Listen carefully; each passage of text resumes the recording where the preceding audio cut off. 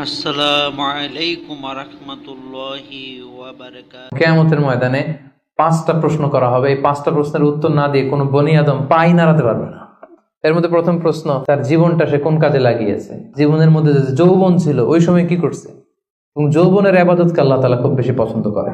আপনাদের এই বয়সের অফিসে খুব ব্যস্ততা, এরপরেও যে একটু কষ্ট করে নামাজটা পড়েন, হ্যাঁ, এরপরেও যে জামাতে আসেন, এরপরেও আপনি সুন্নাহ মোতাবেক চলতে যাচ্ছেন, দাঁড়িয়ে রাখছেন, এটা অনেক বড় ইবাদত। এটা আল্লাহ তাআলার কাছে অনেক বেশি প্রিয়। এই জন্য যৌবনটাকে যেন আমরা কাজে লাগাই প্রিয় ভাইরা।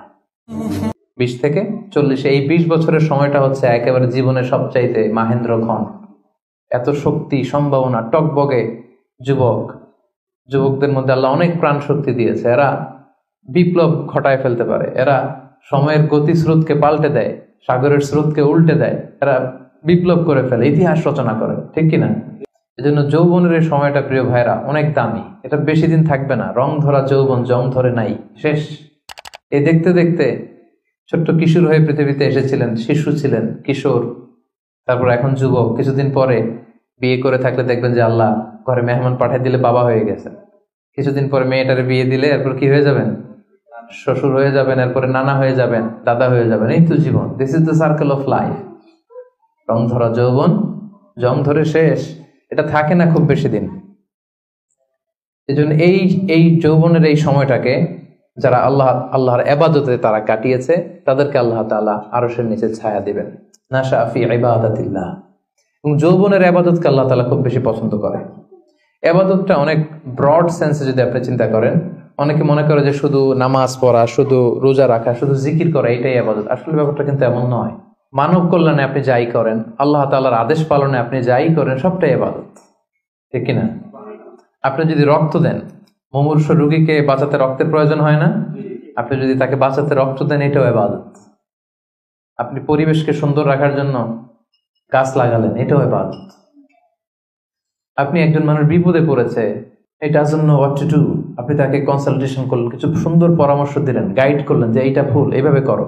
এই যে আপনি টাইম ব্যয় করলেন, কনসালটেশন দিলেন, এটা ইবাদত। অনেকে মনে করে যে শুধু তাসবিহ, জিকির, কোরআন তেলাওয়াত এগুলোই মনে হয় ইবাদত। না, যে পথেই আল্লাহর সন্তুষ্টি, যে কাজ করলে আল্লাহ তাআলা সন্তুষ্ট হন, এই সবগুলো কাজই কিন্তু ইবাদত। তাই যৌবনের এই মোক্ষম সময়টাতে আল্লাহ তাআলার ইবাদত করে আমাদেরকে কাটাতে হবে। ওমা খালাকতুল জিন্না ওয়াল ইনসা ইল্লা লিয়াবুদুন, আমি মানব জাতি আর জিন জাতিকে কেবলই সৃষ্টি করেছি আমার ইবাদতের জন্য। এজন্য এই বয়সের, আপনাদের এই বয়সের অফিসে খুব ব্যস্ততা, এখানে খুব ব্যস্ততা, এরপরেও যে একটু কষ্ট করে নামাজটা পড়েন, হ্যাঁ, এরপরেও যে জামাতে আসেন, এরপরেও আপনি সুন্নাহ মোতাবেক চলতে যাচ্ছেন, দাঁড়িয়ে রাখছেন, এটা অনেক বড় ইবাদত। এটা আল্লাহ তাআলার কাছে অনেক বেশি প্রিয়।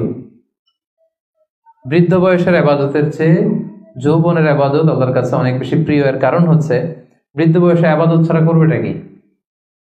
ইবাদত ছাড়া তো সময়ই কাটে না।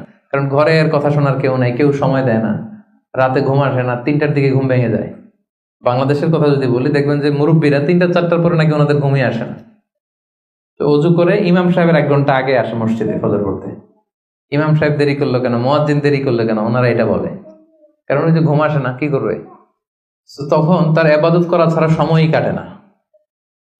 ওই ইবাদত আল্লাহর কাছে ততটা প্রিয় নয় যতটা প্রিয় হচ্ছে একজন যুবকের ইবাদত, ঠিক কিনা? আপনি যৌবন কালে যদি আল্লাহ তাআলা দাসত্ব করতে পারেন, ইবাদত করতে পারেন, আপনার বার্ধক্যে উপনীত হওয়ার পরে ইবাদত করতে না পারলে আল্লাহ তাআলা ইবাদত দিয়ে আপনার আমলনামা পূর্ণ করে দিবে।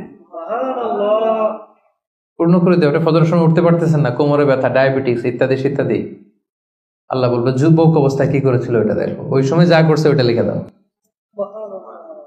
এই জন্য আল্লাহ রাসূল সাল্লাল্লাহু আলাইহি ওয়াসাল্লাম বলেছেন যে এই যৌবনটারে কাজে লাগাও। আল্লাহ রাসূল সাল্লাল্লাহু আলাইহি ওয়াসাল্লাম বলেছেন 5টা বিষয় আসার আগে 5টা জিনিসকে কাজে লাগাও। তার মধ্যে একটা হচ্ছে শাবাবাকা ক্বাবলা হারামিক, বার্ধক্য আসার আগে যৌবনকে কাজে লাগাও। সিহহাতাকা ক্বাবলা মারাদিক, অসুস্থতা আসার আগে সুস্থতাকে কাজে লাগাও। গিনাকা ক্বাবলা ফাকরিক, গরিব হয়ে যাওয়ার আগে তোমার ধনাঢ্যতাকে কাজে লাগাও। ফারাগাকা ক্বাবলা শুগলিক, ব্যস্ত হয়ে যাওয়ার আগে অবসরটারে কাজে লাগাও। হায়াতাকা ক্বাবলা মাউতিক, মৃত্যু আসার আগে জীবনটারে কাজে লাগাও। এই জন্য যৌবনটাকে যেন আমরা কাজে লাগাই প্রিয় ভাইরা। এবং কিয়ামতের ময়দানে 5টা প্রশ্ন করা হবে। এই 5টা প্রশ্নের উত্তর না দিয়ে কোনো বনি আদম পাই নাড়াতে পারবে না। পা নাড়াতে পারবে না। এর মধ্যে প্রথম প্রশ্ন, আন হায়াতিহি ফিমা আফনা, তার জীবনটা সে কোন কাজে লাগিয়েছে। ও আন শাবাবিহি ফিমা আবলা, জীবনের মধ্যে যে যৌবন ছিল ওই সময় কি করছে। ওই সময় কি ইসলামের বিরুদ্ধে তার কাজ করেছে?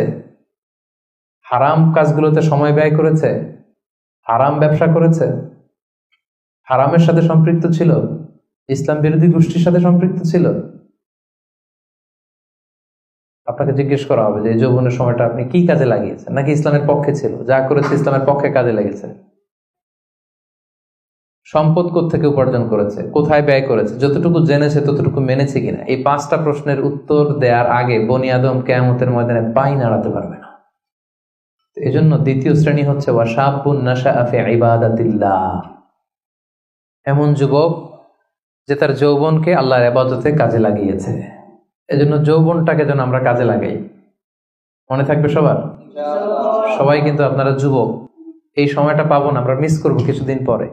এই যে কুচকুচে কালো দাড়ি, আপনার কি মনে হয় আজীবনে কালোই থাকবে? তাহলে আমাদের দাদার গুলা সাদা করলো কে? নানার গুলা সাদা করলো কে? ওই বয়সে যাওয়ার পরে এই কুচকুচে দাড়ি, কালো চুল, এগুলো কি হয়ে যাবে? সাদা হয়ে যাবে। এটাই জীবন। সো সময়টাকে যেন আমরা কাজে লাগাই। আমরা যেন অন টাইমে জামাতের সাথে সালাদগুলো যেন আদায় করি, কোনো হারাম কাজের সাথে যেন আমরা সম্পৃক্ত না হই। খুব হিসেব করে করে আমাদের এই যৌবনের চমৎকার সময়টা যেন আমরা কাজে লাগাই।